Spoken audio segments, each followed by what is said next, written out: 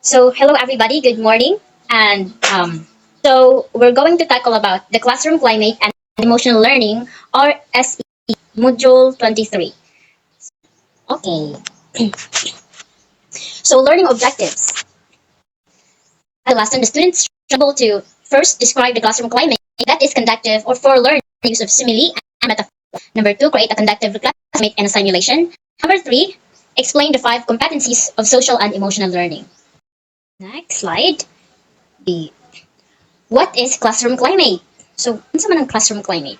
Is a product of the interaction between and among and students at of the physical condition of the classroom. So, ang kanang classroom climate, kanang reklama ba nga, loko po niya ang usa ka ibutang to barangay. So, anak ko dang classroom climate like, ang connection sa teacher sa tibok niya nga students. So, unsa ilang mga interaction, it is a product of interaction ang classroom climate. So, as said, nga na ay different temperaments na itaw nga kanang malipay, na mas estudyante nga malipay, na estudyante nga negative, na uban nga slow learner, nya klase-klase pa nga mga students nga imong masalamuha sa usa ka classroom. So unsaon kapag interact ni teacher sa iyang mga students? Is a physical condition of the classroom. So kanang makita, ma-feel and dumove nimo everything. So the physical condition of the classroom may exert an influence on the social interaction among the classroom personalities in class, but it may not contribute as much as the climate is a classroom social interaction does. So ang kuan ang the physical condition sa classroom is kanang may exert an influence on the social interaction among the classroom, like kung unsa ang si teacher may itang role model no, so unsa iyang ma-exert nga influence sa iyang mga estudyante, unsa iyang attitude towards sa iyang ipakita sa students, not only the students but outside of her classroom, like mga other students pa nga nasa school, and then ilang social interaction, and then classroom, of course, classroom personalities. As I've said, nga naay ka ng klase-klase nga personalities nga imong, of course, kay lahi man nga tao, so we have different personalities. Anya, as much as the climate is a classroom social interaction does. So next, what is a classroom climate that facilitates learning? So ng classroom kanang ma-facilitate niya ang kanang pagkat-on sa mga bata. So it is interactions of the social something like and yet non-threatening. Kanang itong classroom climate nga, the way ka sa imong students kay na siya kanang basic para sa mga, of course nga kanang okay class, like formal professional tayo sila sa ilang approach sa ilang pagtindog sa atubangan, the way sila approach og students, but then dili siya kanang non-threatening ba, kanang dili ka may mahadlok nga si teacher ko mo ni mo na. And then what takes place in between a classroom where a business-like and a non-threatening atmosphere prevail. So kani siya nga part is ato ra ini nga modules. Okay, next. Loading atong ano. Oops. Okay. So na yung sa tula ang gisulat ni Robert J. Marzano sa atong basahon. Bring your paper, pencils, and books. Unless my dirty looks. Class, I know I'm pushy. Your seat, I see you're tushy. You need to know that it's expected that you respect and feel respected. Watch your words and be polite. Avoid aggression. Please don't bite. Sometimes you'll sit, sometimes you'll walk, sometimes you'll listen, sometimes you'll talk. Please do each of these on cue. Listen to me, I listen to you. These rules exist so we can learn. Obey them and rewards you'll earn. I also feel compelled to mention, breaking rules will mean detention. If these rules seem strict and terse, please make suggestions but only in verse. Source, Robert J. Marzano et al., 2003, page 19. So, naay mga following questions after this. So, ang pasabot ni nga kanang tula no is kanang unsay nahitabo sulod sa classroom. Like, unsay mga kalihukan sa mga students, unsay ilang mga need dalon, or mga butang nga nasubay sa rules. So, okay.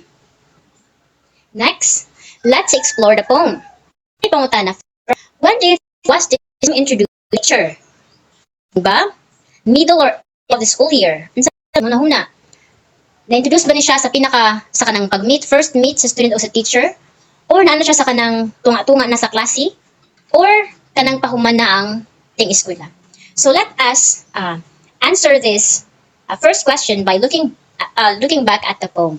So giingon nila, bring your papers, pencils, and books, unless you want my dirty looks. Class start, I know I'm pushy. When in your seat, I see you're tushy.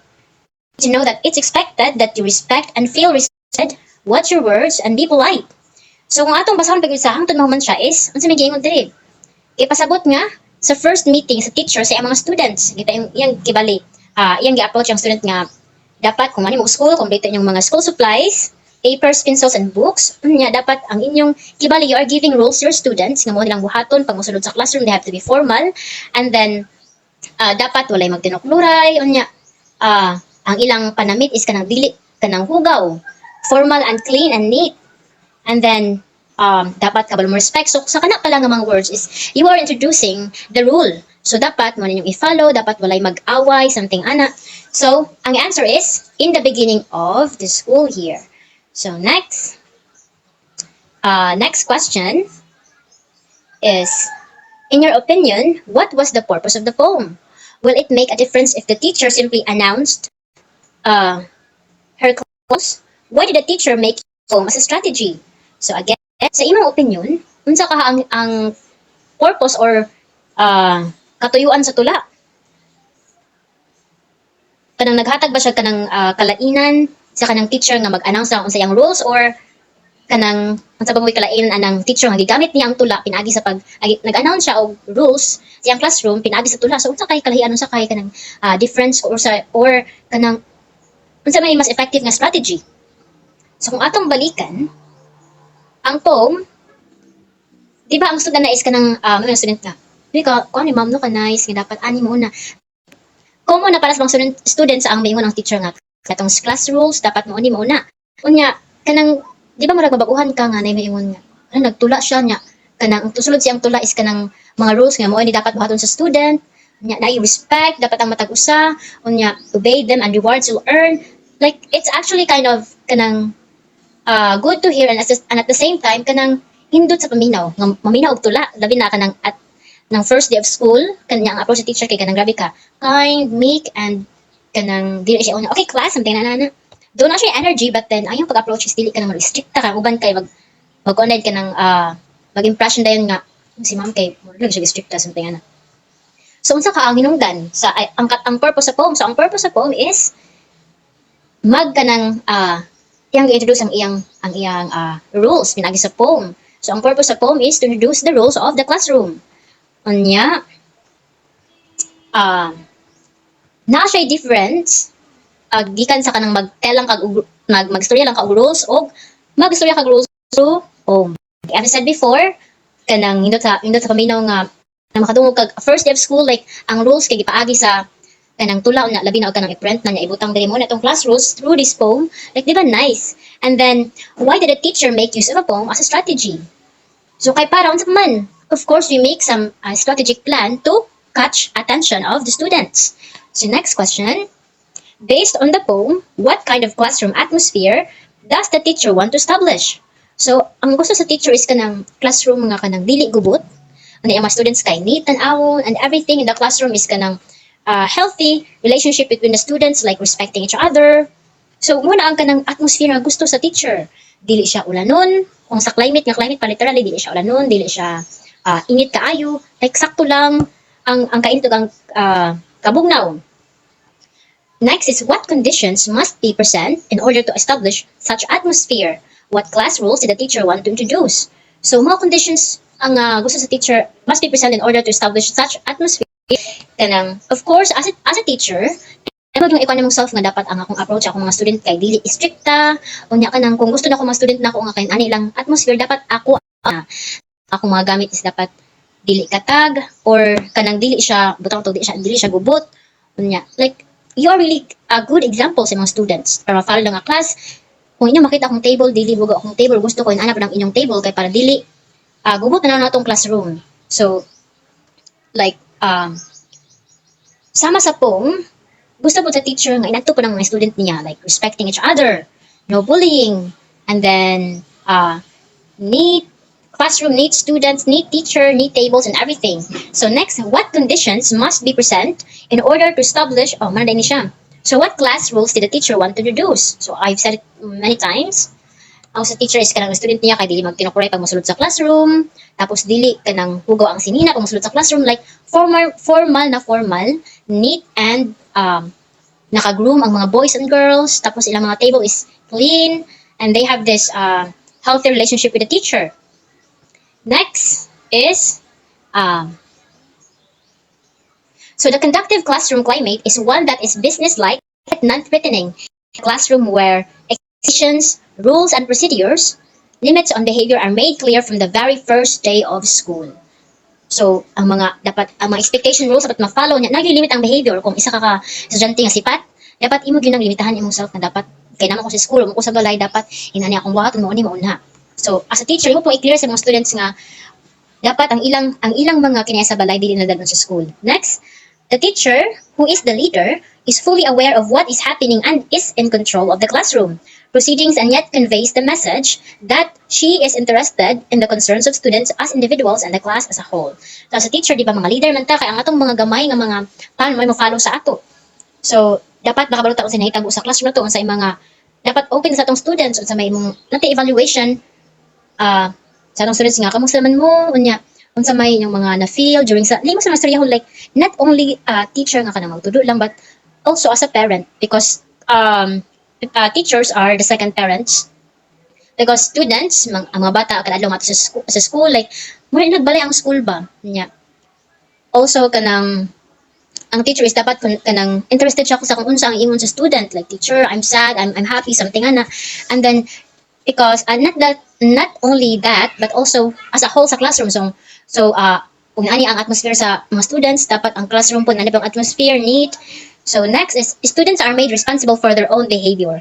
So, of course, kanang dili na mga buta nga kanang isangon sa yugo sa teacher. Like, teacher, nga nang mo na yung mga students. But also, students are made responsible for their own behavior. Kung ang estudyante, during lunch break, manggawa sila, unya ang isa ng mga students, of course, kasi ang mama makabantay sa iya, tungkol siyang kasipat na, naman, nadisgrasya siya or something. So, dapat yung pasang i-feel nga, kanang dili niya akong responsibilidad kay you are zaman kanang gipagawas na kanako sa classroom during lunch break. So ang nanay responsibilidad na is your parent kay wa kasi yung parent something ana. And then also nga kanang kung siya mabuhat sa student sa kasipat, iyan na nang responsibilidad.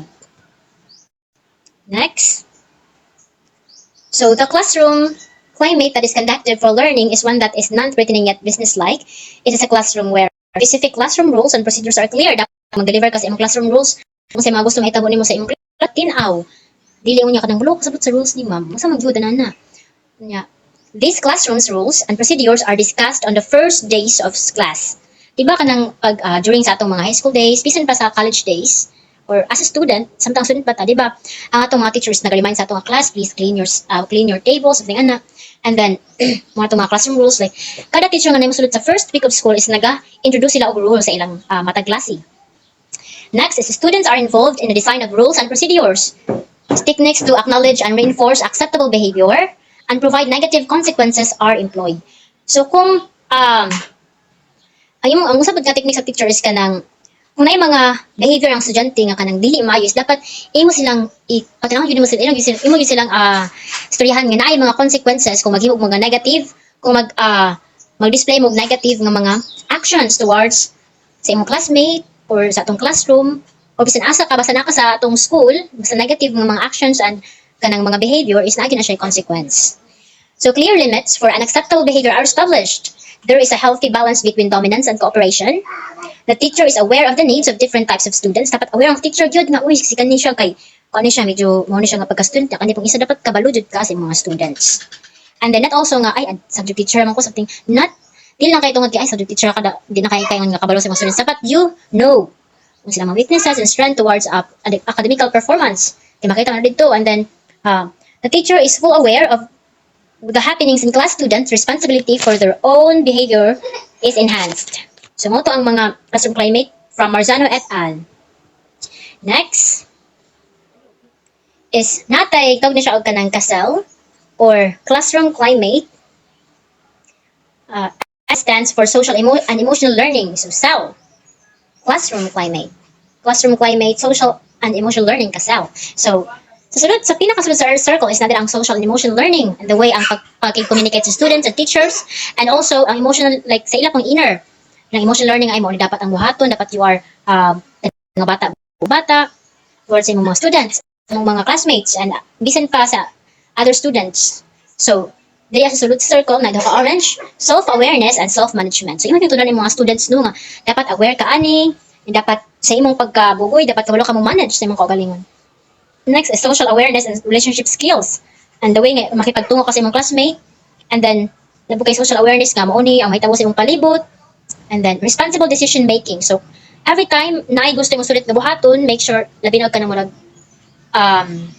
mga teacher kanang gusto ko mo ni mo na di mo silang tuluan kung unsay sakto ani nga unsay sakto nga buhaton.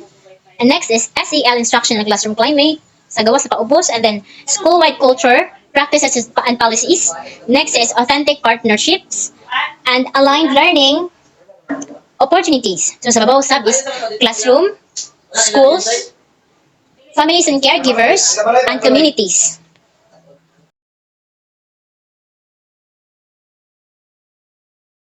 So, mao ni siyang sulod sa atong classroom. Like, dapat, or sa atong surroundings, labi na sa school. Sa school gano'n siya, then ang pakitungo sa students to teachers, teachers to students, and to all the students po, labi na sa gawas, and schoolmates, something na. So, dapat, ang mga students na to, dapat naagad sila self-awareness, self-management, as well as the teacher, social awareness, relationship skills, responsible decision making. Ilabi na, samtang mga bata pa sila, imig silang tudluan og kanang responsible decision making. Dapat, before you do something, you have to think about it all over again. Di kung sakto ba niya akong buhaton, kung tama ba ni siya, or something, ana. So next is, for the last time, we're going to have a poem, it's poem, or ay poem na siya, and medyo na siya pagka-fevers. And okay, entitled This Way. This is how a South Carolina-based organization, Pioneers, help the kids to beat the odds. You may want to research more on this. So the SEL, here is how it goes. I soar with wings. Let me tell you why. I learn a lot of skills that help me reach the sky. I love and accept who I am on the inside, and know my emotions are nothing to hide. Life's full of surprises that makes me feel different ways. If I can control myself, I'll have much better days. I understand the choices I make should be what's best for me. And what happens is on me and not anyone. I understand others are unique. I want to learn what everyone I met. I want to step into their shoes and see what they are going through. I am a friend. I support and trust. Working together is a must. Kind and caring I will be. I listen to you, you listen to me. I soar with wings. I just told you why. All of these things are why I fly high. So imong kibatabang ng students nga mo ni class nga dapat kung unsa ka excuse me, kung unsa nga atong mga kanang choices nga buhaton ato yun na silang responsibilidad.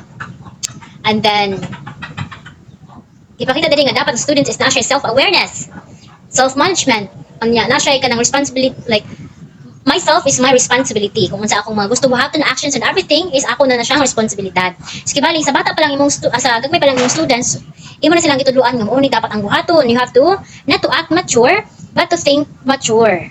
Nga dapat kanang para pagpuhon muda ko nakakabalo na ka sa imong buhaton. And also, ang dapat ang imong communication sa or ang imong relationship sa uban is dapat kanang kind and caring. And na time nga ikaw ang istorya, napoy time nga siya ang istorya. Kanang psychological nga kanang you are willing to listen, and also the one who is talking to you too must be kanang minaw po siya sa imo. So okay,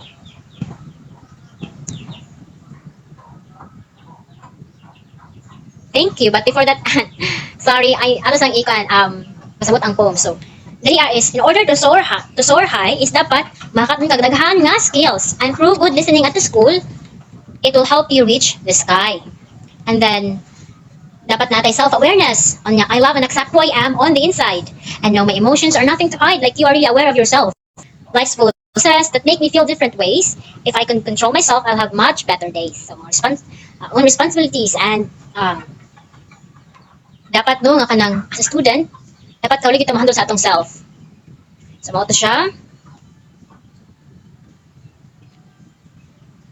Thank you kaayo for listening.